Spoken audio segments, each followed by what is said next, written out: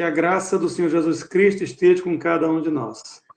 Bem, meus queridos, sempre é um prazer estar com vocês, passando esses momentos de terça-feira junto, para que assim a gente possa estudar um pouco sobre a Bíblia Sagrada, sobre esse livro maravilhoso, que é o livro de Apocalipse.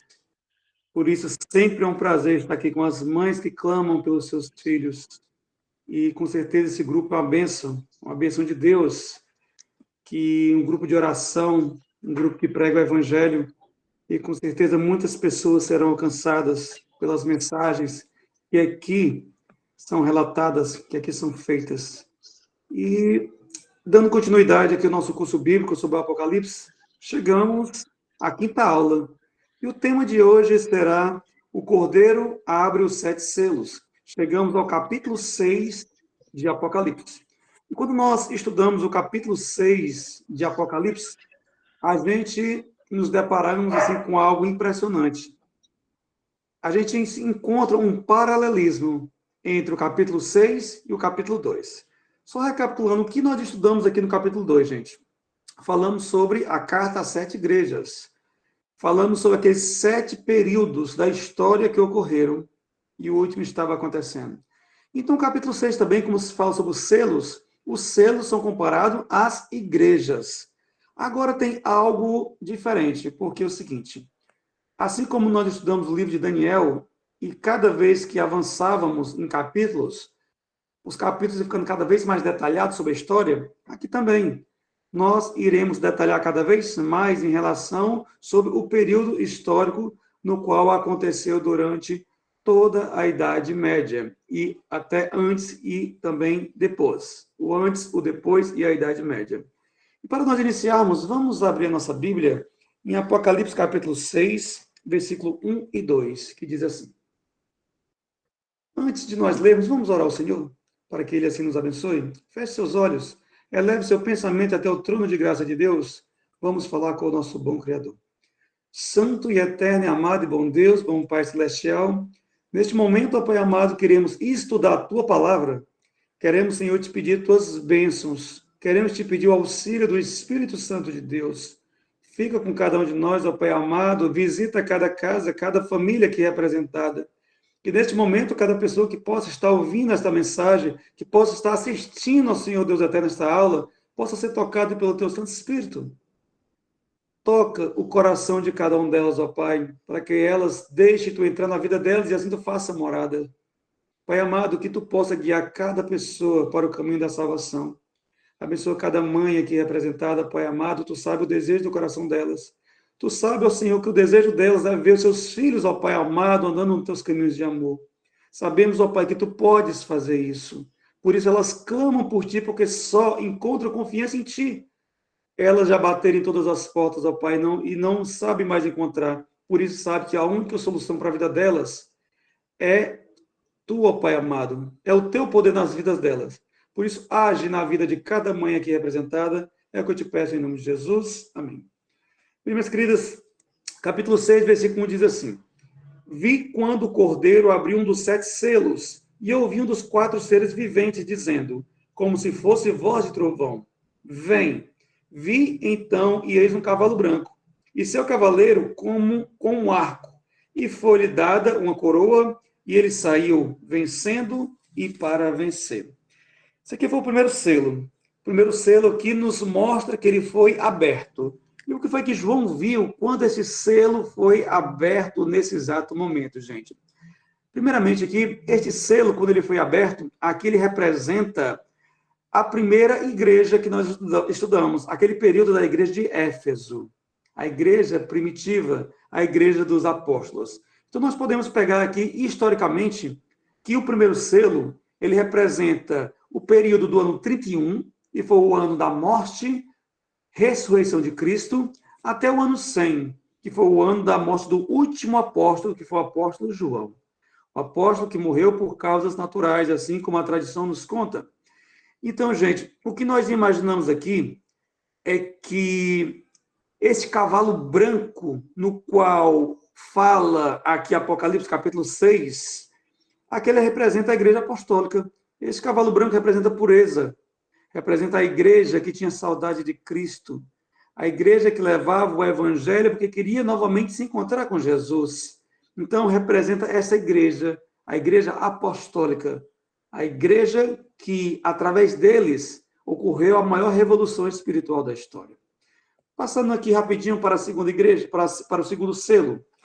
Apocalipse capítulo 6, agora vamos para o versículo 3 e versículo 4, que diz assim: Quando abriu o segundo selo, ouvi o segundo ser vivente dizendo: Vem. E saiu outro cavalo vermelho, e ao seu cavaleiro foi-lhe dado tirar a paz da terra, para que os homens se matassem uns aos outros. Também lhe foi dado uma grande espada. Quando chegamos aqui no segundo selo que foi aberto, aqui João, ele também viu o que foi relatado no capítulo 2, agora com um zoom, com mais riqueza de detalhes. Aqui nos mostra na Bíblia Sagrada que este período que aconteceu representa a igreja de Esmirna, que foi a segunda igreja relatada em Apocalipse capítulo 2. E essa igreja também, como esse selo, ele representa do ano 100, que foi da morte do último apóstolo, até o ano 313. E o ano 313 representa a conversão do imperador Constantino, no qual o cristianismo virou a religião oficial do império, tá ok? E aqui também nos fala sobre um cavalo vermelho. O cavalo vermelho aqui representa um grande derramamento de sangue. Esse derramamento de sangue que aconteceu neste período da história, a história nos relata, nos conta que os cristãos naquela época passaram por uma perseguição muito grande. Essa perseguição vinha dos imperadores romanos. Passaram a perseguir e muitos deles ali foram mortos. Então, o cavalo vermelho representa esse derramamento de sangue que aconteceu na história. Vamos agora para o terceiro selo. O terceiro selo está no capítulo 6, versículo 5 e versículo 6, que diz assim: Quando abriu o terceiro selo, ouvi o terceiro ser vivente dizendo: Vem. Então vi, e eis um cavalo preto, e o seu cavaleiro com uma balança na mão. E ouvi como que voz no meio dos 4 seres viventes, dizendo: Uma medida de trigo para 1 denário, 3 medidas de cevada por 1 denário, e não danifiques o azeite e o vinho. Quando nós relatamos aqui, estudamos sobre este terceiro selo, gente, o que nos mostra é a igreja que vai dando continuidade.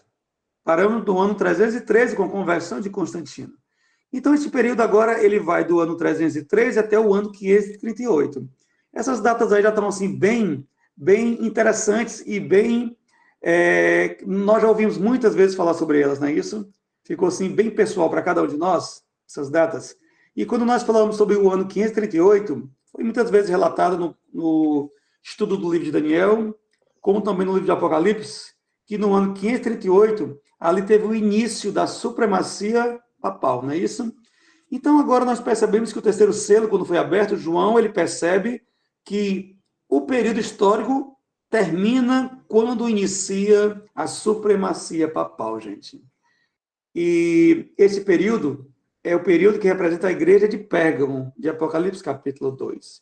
E como nós estudamos, ali foi um período que foi marcado pela união da igreja com o Estado. Eles se deram as mãos e ali se uniram. E o interessante de tudo isso aí, que aqui fala sobre um cavalo preto. E esse cavalo preto, ele aponta para um período de trevas espirituais. A Idade Média, que é chamada Idade das Trevas, neste período onde o cristianismo foi muito perseguido, onde muitos cristãos ali foram mortos, foram jogados nas masmorras. Então, aqui, esse período representa tudo isso. Agora, o interessante também, que fala aqui sobre uma balança. E essa balança, ela faz alusão a um período de escassez de alimento. Mas esse período de escassez de alimento da história não foi de alimento que alimenta o corpo, mas foi de um outro tipo de alimento. Esse alimento que aqui fala é aquela parte que o ser humano, ele precisa muito do pão espiritual. É essa parte que eu estou falando. E aqui Apocalipse apronta para isso, sobre o pão espiritual, no qual virá um tempo onde muitos sentirão fome, sentirão sede, mas não de pão, não sede de água, mas sim da palavra de Deus. E esse período foi esse período que ocorreu tudo isso, essa sede, essa fome do pão espiritual. E ele dá continuidade falando que uma medida de trigo por um denário. Agora imagine, gente, o que era um denário? Um denário era um salário de um dia inteiro de trabalho. Aí você pegar o salário de um dia inteiro de trabalho e dar pela medida de trigo, por 2 medidas de cevada. Então, a cevada e o trigo aí passaram a ficar muito caro, muito caro. Ele supervalorizou o trigo e a cevada.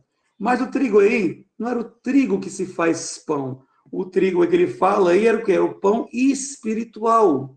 Ou seja, agora se iria procurar, mas não iria encontrar. Muitos iriam buscar, mas não encontrariam mais, porque tinham rejeitado. Mesmo com toda a sede, mesmo com toda a fome, não conseguiram mais encontrar. E esse período foi algo assim mesmo alarmante. Nesse período aqui desse selo no qual João ele consegue ver, foi um período onde muitos desagradaram a Deus, principalmente aqueles que estavam à frente do evangelho. Eles passaram a desagradar, porque os líderes religiosos, o que eles faziam naquela época, gente? Eles comercializavam as indulgências.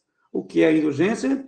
Indulgência era um documento no qual a igreja inventou para que todo aquele que adquirisse aquele documento, todo aquele que comprasse aquele documento, teria o perdão de Deus. E através daquele contrato, teria um local garantido no reino de Deus. Então foi isso que desagradou muito a Deus, porque os sacerdotes, eles estavam vendendo o perdão de Deus para as pessoas. E as pessoas ignorantes, que não tinham acesso à palavra de Deus, a Bíblia era confiscada, a Bíblia, só quem tinha acesso a ela era uma pequena classe de pessoas que escondiam dos outros, e ali as pessoas sofriam muito. Só que aqui ainda continua falando o seguinte: não danifiqueis o azeite e o vinho. Aqui fala sobre a preservação do amor genuíno. O amor no qual foi trabalhado na vida das pessoas nunca acabou. Se nós formos pegarmos o período da igreja primitiva, o período da Idade Média, o Espírito Santo sempre esteve trabalhando no coração das pessoas. Deus, ele nunca permitiu que a sua verdade fosse extinta. Sempre tinha uma luz que ali iluminava para a pregação do Evangelho. E o Espírito Santo aqui, ele representa esse azeite, no qual que fala em Apocalipse capítulo 6. E o Espírito Santo sempre esteve batendo na porta do coração da humanidade. E o vinho aqui representa o sacrifício de Cristo, o sangue que Cristo derramou na cruz do Calvário. E foi através desse sangue no qual muitos se fortaleceram, muitos se ergueram e ali declararam que o pecado não podia fazer parte da vida do crente. Essas pessoas que levantaram contra o sistema, contra esse sistema religioso, e passaram cada vez mais a pregar o evangelho, mesmo sabendo que iriam pagar com sua própria vida. Vamos agora para o próximo selo. Chegamos agora no 4º selo. Apocalipse capítulo 6, versículo 7 e versículo 8, que diz assim: quando o Cordeiro abriu o 4º selo, ouvi a voz do 4º ser vivente dizendo: vem.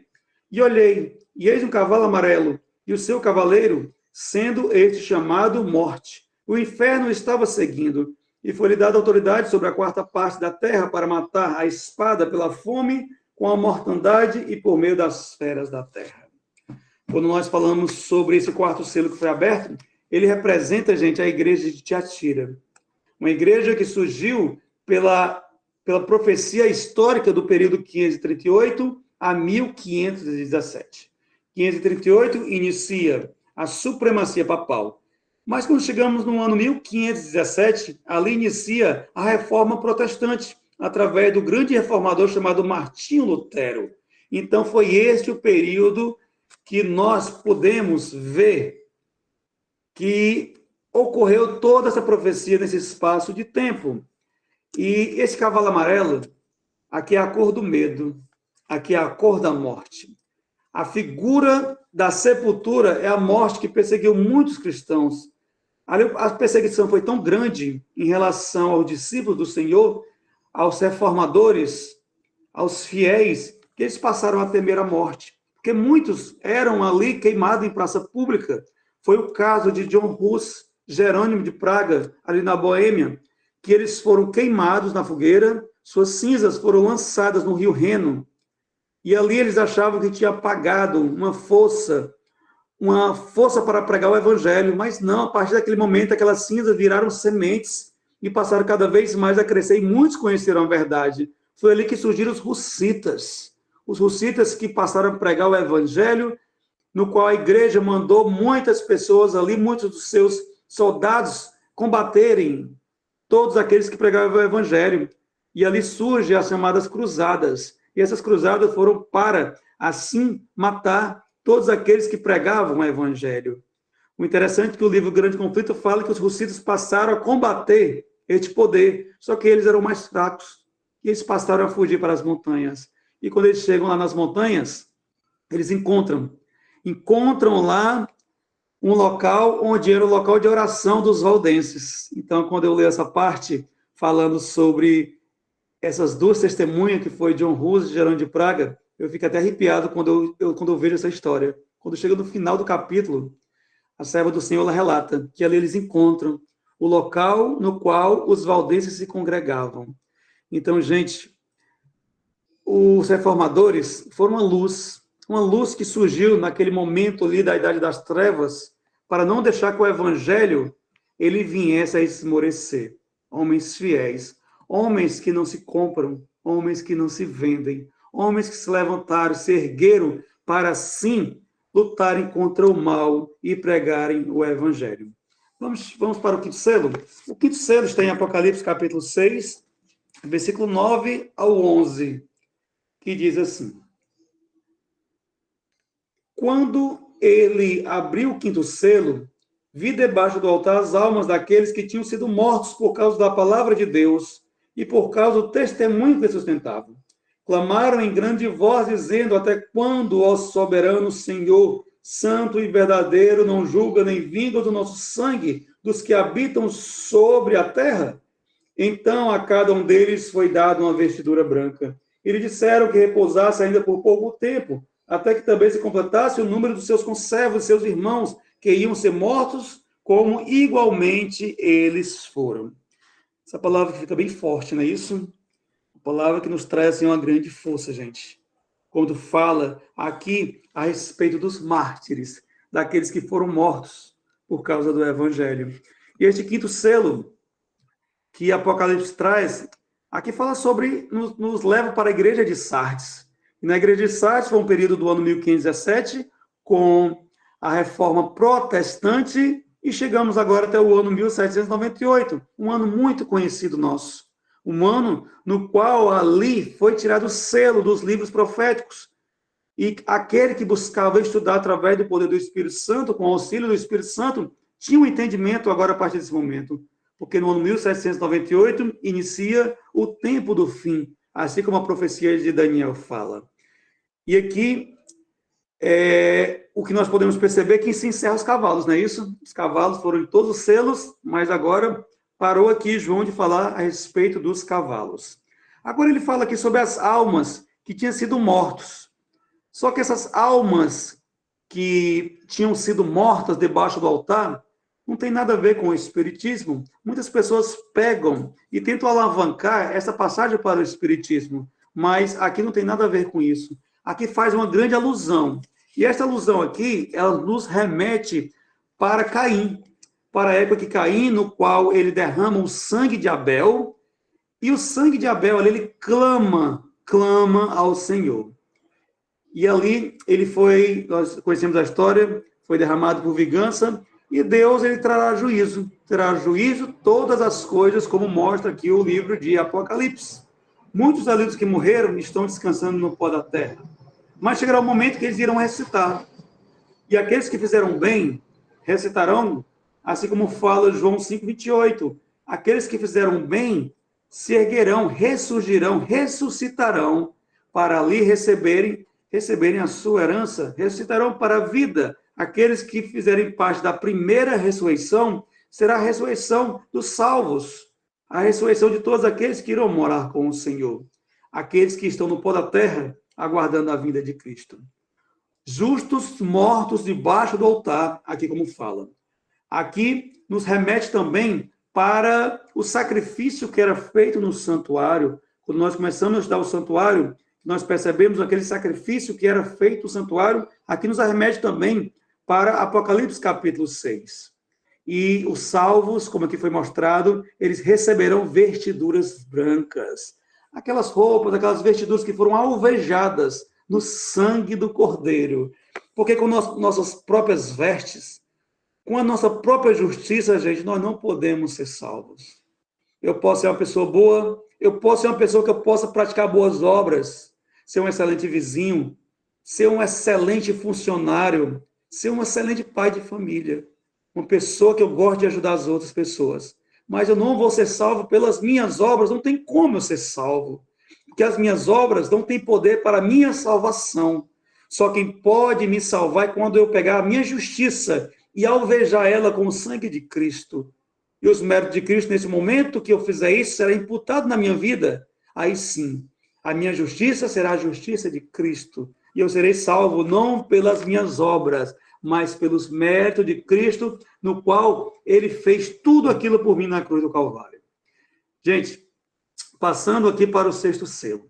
Chegamos ao penúltimo selo, que está no Apocalipse capítulo 6, versículo 12 ao 17, que diz assim: Vi quando o Cordeiro abriu o 6º selo, e sobreveio grande terremoto.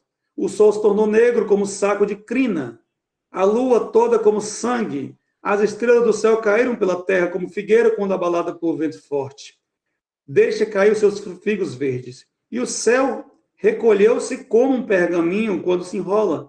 Então todos os montes e ilhas foram removidos do seu lugar.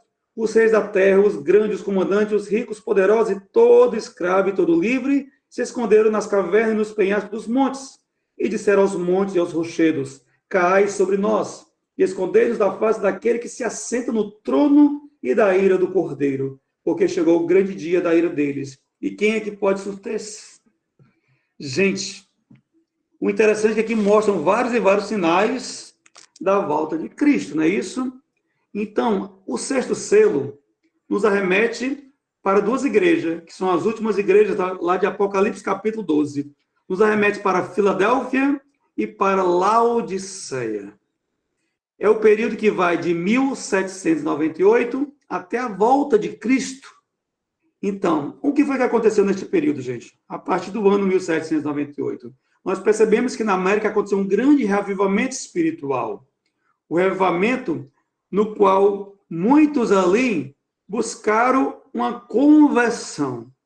Nós sabemos que dos que estavam ali, a conversão foi falsa, mas tiveram sincero de coração aqueles que se converteram fielmente, o que passaram por uma grande reforma.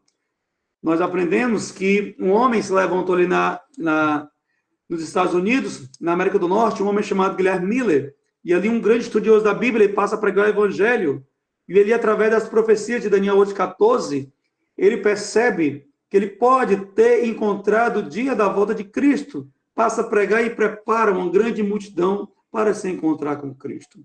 Nós sabemos da história que Guilherme Miller ele não soube interpretar o que estava em Daniel 8,14.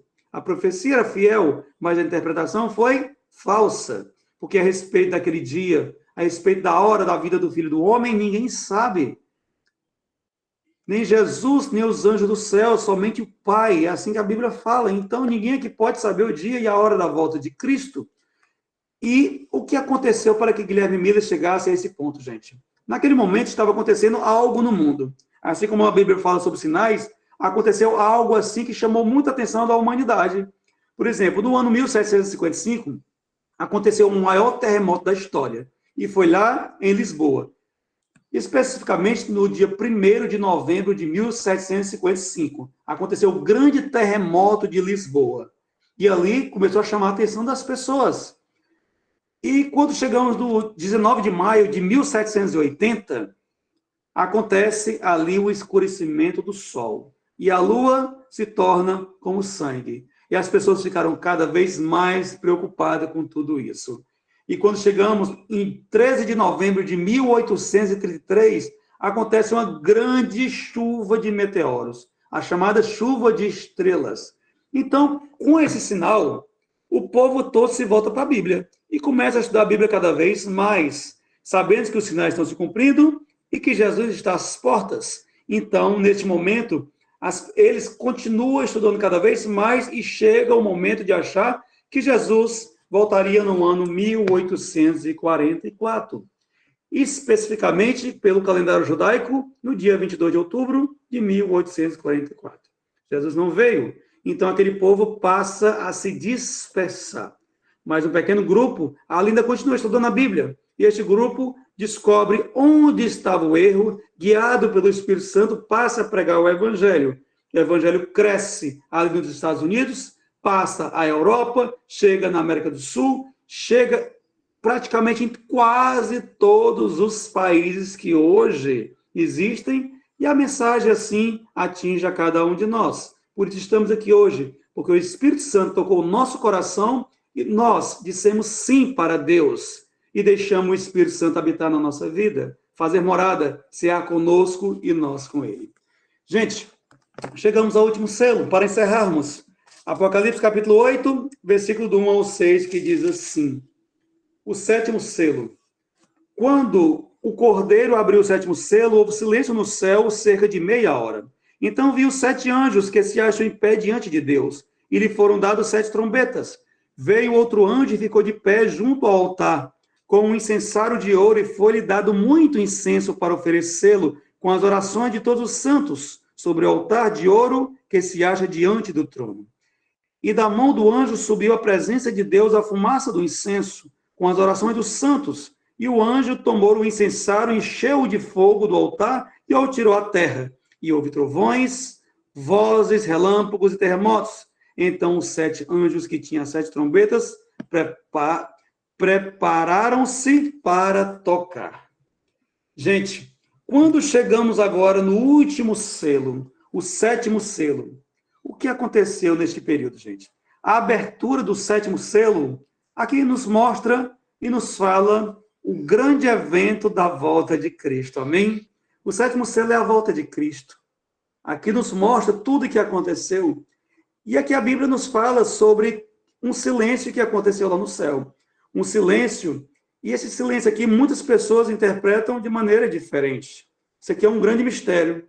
Tem teólogos que eles falam o seguinte, eles dizem que quando João fala que houve silêncio no céu por cerca de meia hora, eles vão para aquele processozinho de profecia sobre o princípio dia-ano, transformando o dia-ano profético. E quando eles calculam essa meia hora profética, ele chega a uma semana literal.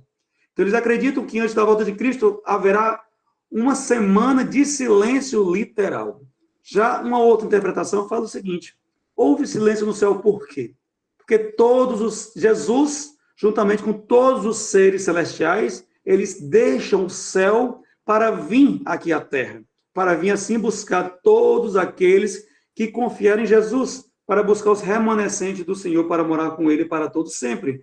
Então, essa é a outra versão que fala sobre esse silêncio que houve lá no céu. O estudo é um pouco mais complexo e ele requer mais e mais tempo. Como nós estamos fazendo o nosso estudo bem resumido, então assim nós encerramos os 7 selos de Apocalipse, que só quem teve direito e poder para abrir os 7 selos foi o nosso Senhor Jesus Cristo, o único que pôde fazer tudo isso. Então, gente, os eventos de Apocalipse, ele nos incentiva a nos prepararmos cada vez mais para a volta de Cristo. Quando nós estudamos Apocalipse e vendo tudo que está acontecendo, a gente sente o desejo no nosso coração de cada vez mais nos prepararmos. Que nós possamos cada vez mais olhar para tudo que está acontecendo e pensarmos com nós mesmos. Jesus, ele precisa voltar hoje. Se Jesus voltar hoje, eu tenho que me preparar cada vez mais. Se ele não voltou hoje, quando nós iremos dormir, antes de nós dormirmos, na nossa oração, que nós possamos dizer o seguinte, Senhor, tu não veio hoje, mas vem amanhã, Senhor. Que esse possa ser o desejo do nosso coração, de nos encontrarmos com o Senhor o mais breve possível. Que o eterno Deus continue abençoando todas vocês ricamente. Que nós possamos buscar ao Senhor e escolher a Jesus. Amém?